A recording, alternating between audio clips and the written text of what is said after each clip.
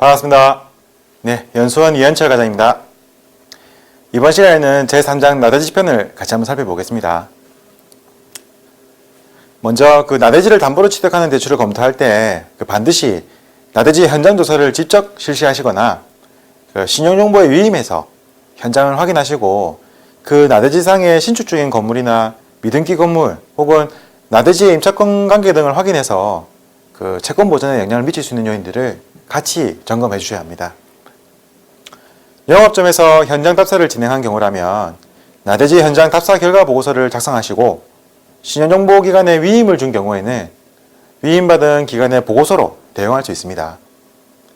보고서를 작성하는 내용도 중요하지만 만약 나대지 답사 결과 미등기 건물이나 공부와 상이한 내용이 있다면 토지 담보 설정과 별개로 별도 채권 보전 조치를 당행 규정에 맞게 추가로 진행해 주셔야 합니다. 그 방법은 당행 규정 담보 및 보증 업무 지침 제46조를 참고하셔서 담보 제공자에게 추가 서류를 진구하셔서 별도 채권 보전 조치를 진행하시면 됩니다. 만약에 나대지를 주차장과 같이 별도 임대차 계약이 되어 있다면 앞서 상가 건물 임대차 보호법에 적용되는 대상 부동산으로 인지하시고 소액 보증금이나 우선 변제권을 갖춘 임차인의 보증금을 그 나대지 담보 인정 가격에서 공제하셔서 담보 가치를 확인하셔야 합니다. 그리고 실무적으로 사례가 많지는 않지만 간혹 나대지상에 임목, 수목 등이 있는 경우에도 수목의 소유권을 확인하는 확인 서류를 받거나 혹은 담보 제공을 약속하는 각서 등을 진구하셔서 채권 보전을 하시는데 이때 주의하실 점은 현장 답사 시 특정 수목에 대한 소유권을 나타내는 표지판 등을 전면에 나타나게 한 다음 사진을 찍어서 앞서 진구한 소유권 확인서나 소유관계를 확인하는 확인서나 담보 제공 각서에 별첨해서 같이 보관해 주셔야 합니다. 다음으로는 지상권 설정입니다. 나대지를 담보로 취득할 경우에는 토지 근저당 설정과 함께 반드시 지상권 설정을 해서 향후 건축, 신축 등으로 발생할 수 있는 법정 지상권을 미연에 방지하셔야 합니다. 예외적으로 지상권 설정을 면제할 수 있는 경우를 본문에서 설명하고 있는데 그 내용을 같이 보시면 이미 지상권 설정이 되어 있는 경우는 당연 지상권 설정이 생략이 가능하고 그리고 공유자와 지분으로 등기된 토지는 해당 여신 정결권자가 인정하는 경우 지상권 설정 생략이 가능하십니다. 그리고 토지 소유자 명의로 건물 신축 허가를 득하시고 또 그리고 건물이 신축 중인 경우에는 차주 및 혹은 건축주가 당행의 담보 제공을 하약한 상태라 하면 지상권 설정 면제가 가능하십니다. 그리고 차주 신용 상태나 거래 실질 등을 고려해서 채권 보전에 문제가 없다라고 해당 여신 정결권자가 인정하는 경우에도 지상권 설정 면제가 가능하십니다. 마지막으로 토지 분양 자금 대출 등을 취급하고 소유권 이전을 할 때 토지 일부에 대해서만 지상권 설정을 요청하는 경우에는 최고 여신 협의회에서 전결해가지고 일부 지상권 설정 여부를 결정할 수 있습니다. 다음은 법정 지상권의 지상권의 법적 효력에 대한 법률 질의 내용을 같이 한번 살펴보겠습니다. 나대지 담보와 같이 지상권을 설정했던 대출이 전액 상환이 되고 지상권이 말소되지 않고 남아있는 경우에 그 효력은 어떤지를 물어보는 내용입니다. 결론적으로 관련 대출이 전액 상환되었다면 지상권이 말소되지 않고 남아있는 경우를 하더라도 그 등기를 무효로 인정하고 그 효력이 없어짐을 설명하고 있습니다. 실무적으로 참고를 한번 해주시면 될 것 같고요. 그리고 계속해서 일단 나대지 담보 취득과 지상권 설정을 완료한 토지에 담보 제공자 또는 차주가 건물 신축 동의를 위한 건물 신축을 위한 동의를 요구하는 경우에는 직무 정결권자의 승인을 득하고 건물 신축 허가 동의서 발급 의뢰서를 발급하신 다음에 내업이자면 8097에 등록해서 관리하셔야 합니다. 이때 직무 정결권자는 토지 소유주와 건축주가 동일하면 영업점 정결이시고 그리고 건축주와 토지 소유자가 상이한 경우에는 본부 승인을 득하셔야 합니다. 건축 허가 동의서 발급 의뢰서를 발급할 때는 본문에 나온 진구서를 빠짐없이 받아서 건물 신축 중일 때 채권 보전을 가능하게 하고 그리고 건물 신축 후에 준공 즉시 담보 취득을 가능하게 할 수 있습니다. 여기 이제 상기 기호 2번에 나온 내용들이 건물 신축 동의서 발급 때 반드시 증거해야 될 서류들을 설명하고 있는 내용들입니다. 계속해서 그 주의할 점은 여기서 해당 서류를 빠짐없이 증거하는 것도 중요하지만 서류 증거 후에 건물이 준공되는 즉시 신축 건물을 담보로 제공해야 하는 사실을 고객에게 충분히 인지시키셔야 되고, 실무자는 준공 즉시 건물 신축이 완료되고 준공이 된다 하면 그 즉시 담보 취득해서 채권 보존에 문제가 없도록 사후 관리하셔야 합니다. 차후에게 먼저 그 준공 스케줄을 확인하시고요. 기타 기일 관리에 표시하시거나 아니면 정기적인 나대지 관리 조사, 정기적인 나대지 조사를 통해서 건물 신축 경과사항 등을 계속적으로 확인하신 다음에 건물 준공이 확인되는 즉시 적기에 담보 취득이 될 수 있도록 채권 보존해 주시면 되겠습니다. 만약에 그 건축허가 동의서 발급을 해서가 발급되고 난 다음에 채권 보존을 위한 추가 징구 서류를 다 이제 징구했지만 건물 준공 후에 담보 제공을 거절하는 경우에 업무 처리 방법에 대한 내용입니다. 그 내용을 같이 한번 살펴보겠습니다. 신축 건물이 소유권 보존 등기가 되었음에도 불구하고 담보 제공을 거절하는 경우에는 이미 앞서 우리가 그 나대지 지상에 건축을 하겠다 하여 차주가 요청한 그 건축허가 동의서 발급을 해서 발급될 당시에 우리 실무자가 징구하셨던 각서 등의 어떤 그 관계 서류를 가지고 우리가 채무자를 대신해서 저희가 근저당 설정 등기를 신청할 수가 있습니다. 담보 제공이 거절되는 그 즉시 가 항목에 있는 근저당 설정 등기를 진행하신 다음에 기타 이제 그 설정이 완료된 여부에 따라서 적절한 채권 보존 조치를 이어나가셔야 될 것 같고요. 만약에 건축허가 동의서 발급은 되었지만 혹시 실무자가 각서 등의 어떤 채권 보존을 위한 징구 서류를 징구하지 못한 경우에는 그럼에도 불구하고 우리는 앞서 우리가 근저당 설정 등기를 대위해서 진행하시던 반면에 이때는 우리 법리 대응을 하셔야 됩니다. 관할 법원에 처분금지 가처분 신청을 해서 일단은 그 향후에 적절한 채권 보존 조치가 진행돼야 될 건데, 처분금지 가처분 신청으로 대응할 때는 그 동시에 근저당 설정 계약서의 약정 위반으로 저당권 설정 등기 이행 청구 소송도 같이 제기하셔야 됩니다. 만약에 그 건물이 이제 그 준공은 되었지만 소유권 보존 등기가 안 되어 있을 경우에 어떻게 대응하는지에 대한 사후관리 방법입니다. 먼저 건축주 명의 변경 처분금지 가처분 신청을 하신다. 그리고 기타의 어떤 법리 대응 내용들을 해당 본문에서는 상세히 설명을 하고 있습니다. 실무적으로 그렇게 많지는 않겠지만 나대지를 최초에 담보 취득을 하시고 차주가 이제 차주를 건축주로 하는 건축 행위에 있어서 건축 허가를 받기 위해서 지상권 설정자이자 토지 근저당 설정자인 저희 은행에 와서 건축 허가 동의서 발급을 해서 요청을 할 경우에는 앞서 설명드린 대로 각서, 양도담보계약서, 유치급포계약서 등등의 채권 보존서를 반드시 구비해 놓으셔야 되고요. 그 서류가 있어야만 건물 준공 이후에 담보 제공 강행을 이제 차주가 거절하는 경우를 하더라도 채무자를 대신해서 근저당 설정 등기를 신청할 수 있는 어떤 최소한의 채권 보존 조치가 가능할 거고, 만약에 그게 이제 이러한 어떤 필수적인 채권 보존 서류가 징구되지 않았다 하면 기타의 어떤 법리 대응 등 관계로 상당히 조금 관계가 복잡해질 수 있다는 부분들을 실무적으로 꼭 기억을 해주셔야 됩니다. 이런 법리 대응을 지점 차원에서 할 때는 해당 우리가 협약되어 있는 법무사를 통하거나, 그리고 또 법무사를 통해서 법리 대응을 하기 전에 우리가 그 여신관리부의 어떤 적절한 사후 조치 방법에 대해서 논의를 하신 다음에 충분히 그리고 조치를 하셔야 될 사항으로 간주가 됩니다.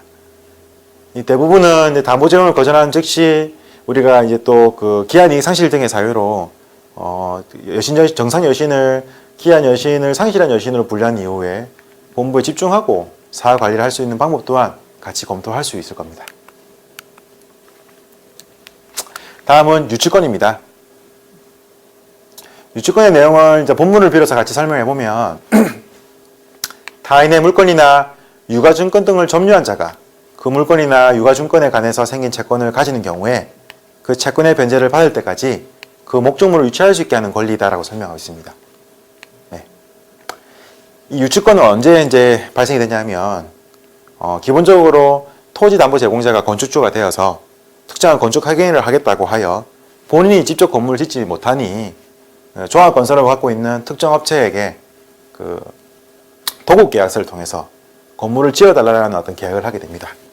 이때 건설사 그 토지 소유자의 어떤 그 도급 관계에 성립되는 상대방인 건설사가 시공사가 건물을 지어 나감에 있어서 그 기성의 진행에 따라서 그 건축주로부터 자금을 받아야 되는데 그 대금을 즉시 받지 못하거나 적기에 받지 못하거나 혹은 대금 지연이 계속 미연되어서 체납이 되고 있을 때 그때 이 해당 건축 중인 건물 혹은 준공이 완료된 건물이라 하더라도 미공사 잔금이 남아있는 경우 그 채무를 다 완전받을 때까지 그 시공사는 해당 그 건물을 그 채권의 변제를 받을 때까지 유치하게 되는 그런 내용의 권리를 우리가 유치권이라고 부르고 있습니다. 이제 길을 가시다 보면 종종 상가는 준공이 되었지만 노란 팜플렛으로 해당 건물은 유치권 행사 중입니다라고 하여 어떤 제3자의 접근이나 사용을 금지하게끔 하고 거기에 상주하고 있는 몇몇이 유치권을 행사하고 있는 경우를 종종 보실 수도 있습니다. 예, 그런 경우를 설명하고 있고 이게 문제는 이제 이 유치권이 한번 발동이 되면 이 유치권은 낙찰자가 인수해야 되는 권리가 됩니다.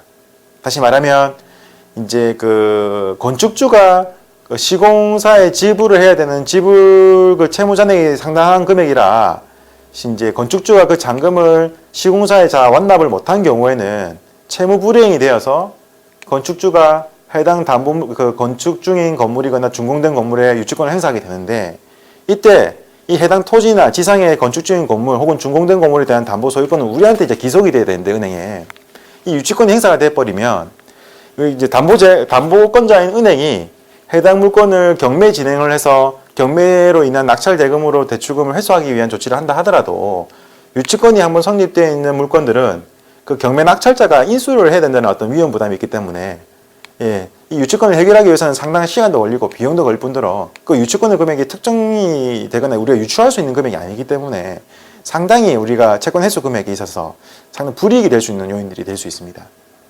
그래서 실무적으로 상당히 유의하셔야 되는 부분인데 그래서 반드시 우리가 그 나대지를 담보 취득한 이후에 차주의 어떤 건축 행위를 동의하는 그 과정에 있어서 반드시 진구하게 될 서류들 중에 하나가 바로 유치권 포기 각서입니다.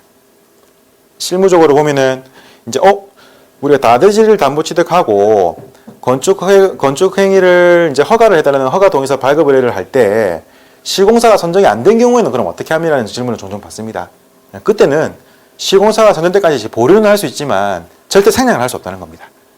그러니까 시공사가 한번 선정이 된다 하면 그 즉시 사후 보완을 통해서라도 반드시 유치권 포기 각서를 받아놔야만 만약의 상황에 있어서 그 건축주이자 채무자가 지급해야 될 시공 그 미수금 잔액을 다 지급하지 못할 경우 발생할 수 있는 그 어떤 유치권 발생 관계를 사전에 우리가 방지할 수 있다는 겁니다.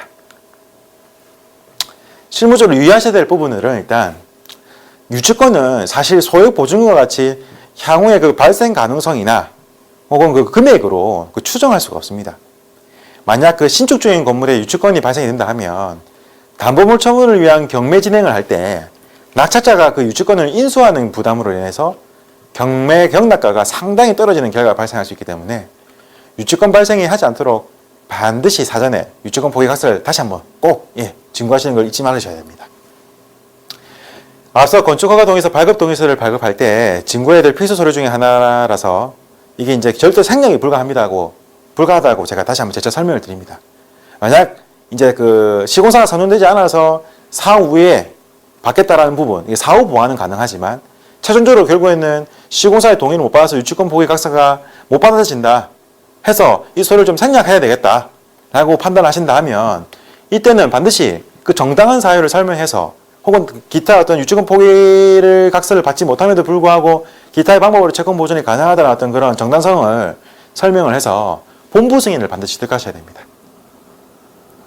그리고 만약에 유치권 포기 각서를 생략하는 대신에 시공사의 연대보증입보로 채권 보존을 하시고자 한다면 그 보증기간, 연대보증인의 그 보증기간을 건물 보존 등기 후에 1순위 근저당 설정 시기까지 등으로 명시를 만약에 한다면 향후에 해당 차주가 부실이 되어가지고 담보물건이 경매가 진행된다 하면 시공사의 공사대금 미수금을 근거로 해서 유치권이 다시 발생할 수 있기 때문에 완전한 채권 보존이 될 수 없음을 반드시 유념하셔야 합니다.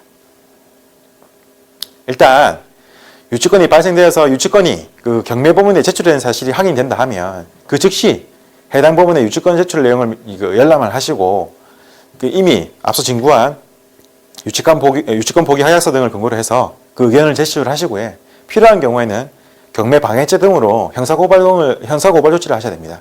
해서 그 시공사가 결국에는 유치권 그 신고를 취하할 수 있도록 최선의 어떤 조치를 하셔야 되는 사항입니다.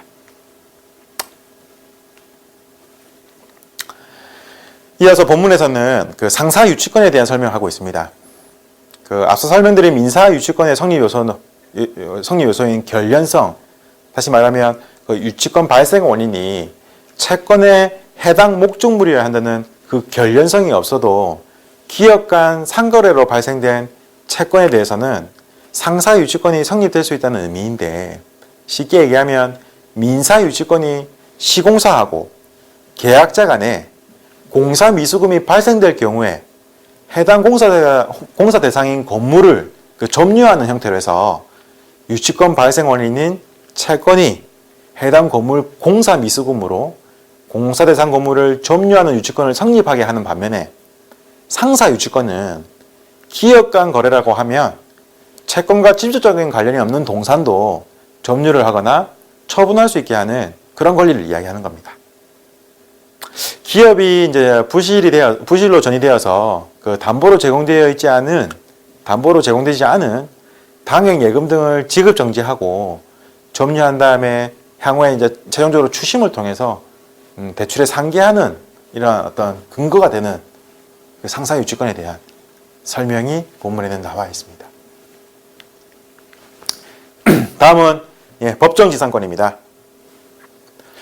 민법상 그 법정지상권은 그 토지와 건물의 소유자가 같았다가 경매로 토지만 낙찰되어서 건물의 소유자와 토지 소유자가 달라지게 되는 경우에는 건물 소유자의 지상권을 인정해주게 되어서 건물 철거나 처분을 토지 소유자의 마음대로 진행할 수 없게 건물 소유자의 지상권 사용을 보호해주는 그 권리로 해석해 주시면 됩니다. 이러한 그 이유로 해서 법정 지상권이 성립할 수 있는 토지 경매 물건은 그 낙찰 가격이 상당히 낮아지는 결과를 가져오게 됩니다. 관습법상 법정 지상권은 토지와 건물의 소유자가 같았지만 토지만 매각되는 등의 매매 행위를 통해서 토지 소유자와 건물 소유자가 달라졌을 때 건물 소유자는 해당 토지의 지상권을 설정한 효력, 다시 말하면 그 토지 사용에 대한 권리를 부여받은 것과 같아집니다.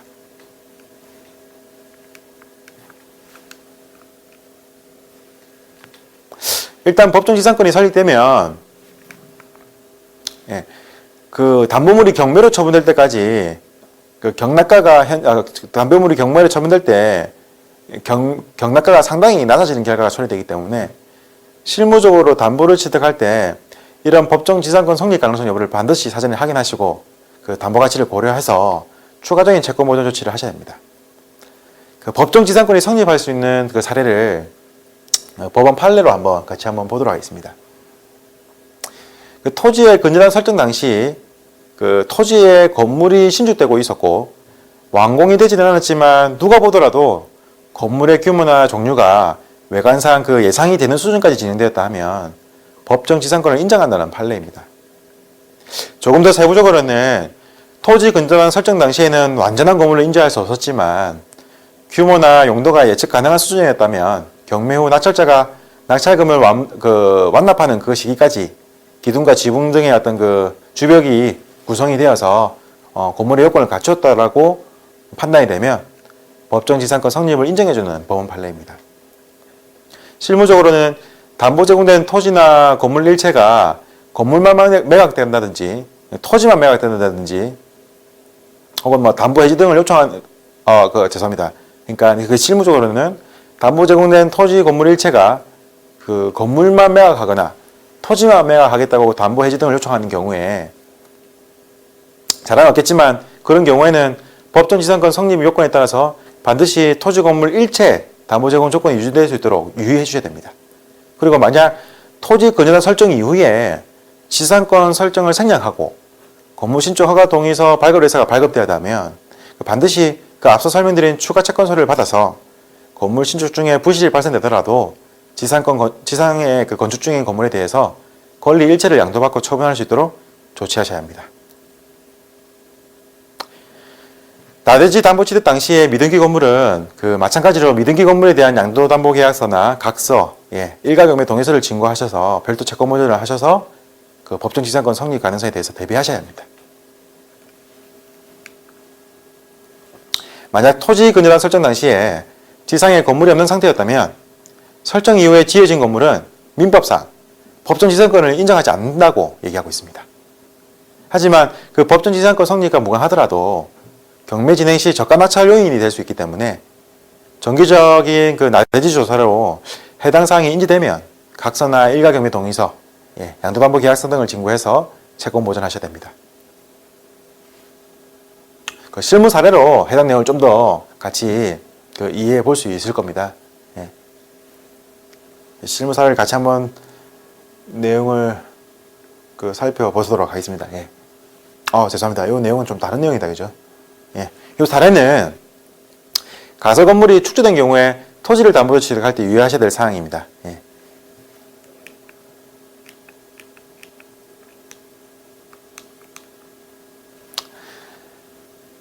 가설 건물은 일단 미등기 건물로 일정 기간 동안 사용하고 건축주가 철거를 전제로 사용하면서 그 기간 동안 사용 권리를 인정해주는 임시 건축물입니다. 실무 사례에 해당 내용을 좀 더 이해할 수 있는 내용이 담겨져 있는데 그 내용이 지금 이 내용에 담겨져 있는 내용입니다. 그 내용을 같이 한번 살펴보시면 대출 취급 시에 토지 근저당 설정을 했고 설정 당시 동일 소유자의 가설 건축물이 있었던 사례입니다. 이후에 대출 부실이 발생되어서 토지를 경매로 쳐본고자 했는데 가설 건축물에 대한 법정 지상권을 인정해서 토지가 저가 낙찰이 되는 사례입니다.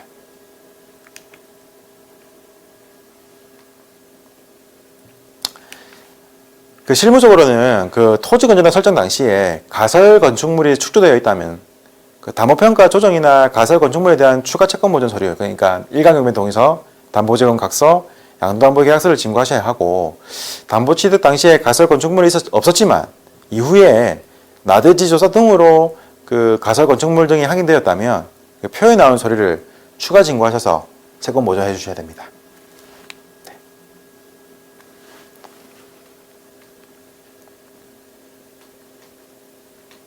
그래서 지금 나대지에 대한 내용을 지금까지 전반적인 내용을 살펴보셨는데 주요된 내용 중에 우리가 반드시 실무적으로 기억하셔야 될 부분들은 일단 나대지를 담보로 취득할 때는 반드시 지상권을 같이 설정을 해서 나대지 지상에 건축 허가행위를 하는 부분에 있어서 건축 행위에 대한 허가를 받기 위해 사전에 우리가 건축 허가 동의서 발급 의뢰서를 받는 절차를 통해 우리가 추가적인 채권 보존 조치, 즉 건물이 신축되는 중이라 하더라도 우리가 적절한 채권 보존이 될 수 있도록 건축 허가 동의서 발급 의뢰서가 발급될 당시에 추가로 채권 보존을 하는 일련의 어떤 진구 서류들을 반드시 기억해 주셔야 될 것 같고, 그리고 진구 서류를 진구하는 것도 중요하지만 건물이 신축되는 시점을 반드시 사후 점검하셔서 건물이 준공되고 보존 등기 되는 즉시 추가 담보로 제공되는 부분들이 생략되지 않도록 반드시 확인해 주셔야 됩니다.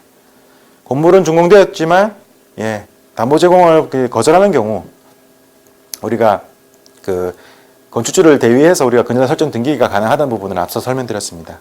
그래서 각서 등의 어떤 진구 서류들이 건물이 준공된 이후에 담보 제공 의사와 상관없이 채권 보존을 용해주는 결정적인 서류가 될 수 있기 때문에 반드시 사후 관리를 해주셔야 되는 부분들을 기억해 주셔야 될 것 같고, 또 하나가 이제 유치권 포기 각서에 대한 어떤 중요성을 한 번 더 설명드렸습니다. 이 유치권이 성립이 된다 하면 해당 관련 나대지를 담보 취득하여 지급된 대출에 부실이 되어 경매 처분으로 채권 보존을 이제 취하겠다라고 계획을 하신다 하더라도 유치권이 성립되는 담보 물건에 대한 경매는 우리가 낙찰가가 현저히 낮아질 수 있다는 부분들에 대한 설명을 드리면서 유치권 포기 학서는 우리가 건축동의서 발급 의뢰서가 발급될 당시에는 시공사가 성립되지 않아서 진구가 불가하더라도 사후에는 반드시 보완을 하셔야 되는 내용이었고, 그리고 또 하나가 나대지의 정기적인 조사를 통해서 가설 건축물이라든지 아니면 또 무허가 건물이라든지 미등기 건물 등이 확인된 경우에는 추가적인 채권 보존 서류를 즉시 진구해서 실제로 채권 보존에 향후에 문제가 없게끔 계속적으로 관리를 해주셔야 되는 부분들에 대한 설명을 해당 본문에서는 설명하고 있었습니다. 이상으로 나대지 표현을 마치고 다음 시간에는 우리가 공장편에 대한 담보 내용을 같이 한번 살펴보도록 하겠습니다. 오랜 시간 고생 많으셨습니다. 감사합니다.